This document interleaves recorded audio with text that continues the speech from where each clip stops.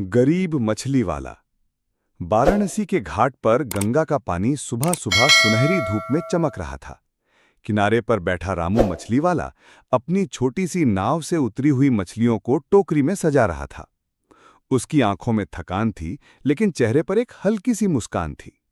रामू बचपन से ही गंगा में मछलियां पकड़कर बेचता था। उसका बाप भी यही काम करता था, पर बाढ़ में नाव डूबने से उसकी मौत हो गई थी।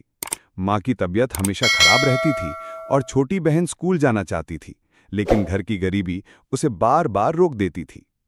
उस दिन सुबह से ही रामू के जाल में ज्यादा मछलियां नहीं फंसी। टोकरी में मुश्किल से 5-6 मछलियां थीं। उसे चिंता थी कि इतने से घर का खर्च कैसे चलेगा, लेकिन फिर भी वो घाट के पास बैठकर आवाज लगाने लगा, ताजी मछली ले लो, गंगा की मछली, सस्ती मछली। इसी बीच एक बुजुर्ग औरत आई। फटे कपड़ों में, हाथ में बस 2 सिक्के थे।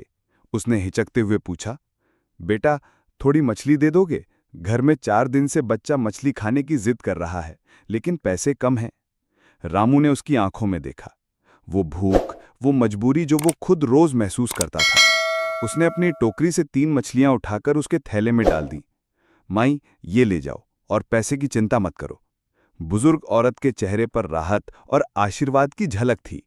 वो चली गई और रामू की टोकरी लगभग खाली हो गई। अब उसे पता था कि आज कमाई नहीं होगी, लेकिन मन में एक अजीब सी शांति थी।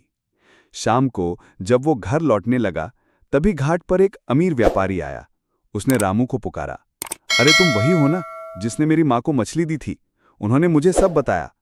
व्यापारी ने रामू को 500 रुपये थमाए और कहा, तुम जैसे लोग ही इस दुनिया को इंसानियत से भरते हैं।